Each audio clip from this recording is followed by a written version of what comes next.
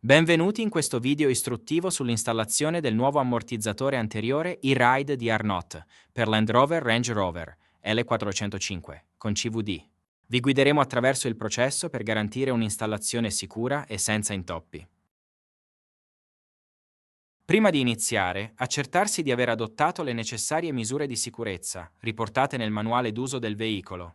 Sollevare e immobilizzare correttamente il veicolo e isolare l'energia accumulata per evitare lesioni o danni. Questo veicolo contiene un sistema di alimentazione dell'aria chiuso. La sostituzione dei componenti richiede la corretta osservanza delle procedure previste dalla documentazione di assistenza OE. La mancata osservanza delle procedure prescritte dall'OE può causare danni o guasti ai componenti.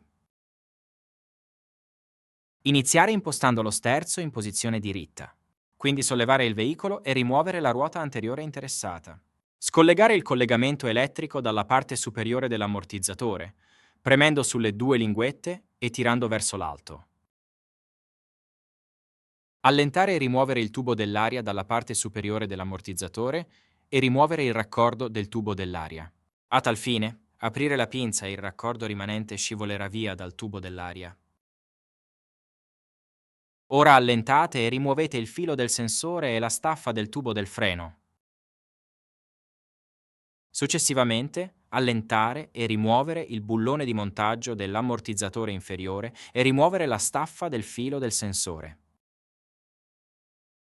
Separare il tirante della barra di oscillazione dalla forcella del puntone inferiore.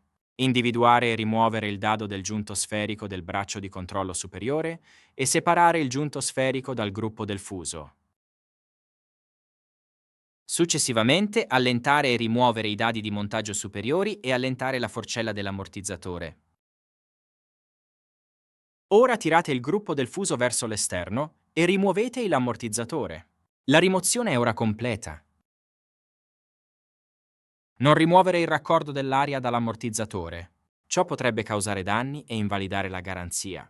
Rimuovere il perno bianco di spedizione dal nuovo raccordo dell'aria e inserire il tubo dell'aria fino a completo inserimento. Installare l'ammortizzatore nel veicolo e montare il bullone di montaggio dell'ammortizzatore inferiore.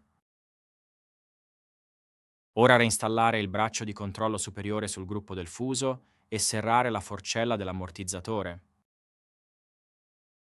Reinstallare la staffa del filo del sensore e ricollegare l'anello terminale alla forcella dell'ammortizzatore inferiore. Ora reinstallare il filo del sensore e la staffa del tubo del freno. Installare quindi i bulloni di montaggio del puntone superiore in dotazione e rimuovere il perno di spedizione in plastica bianca dal raccordo del tubo dell'aria e gettarlo.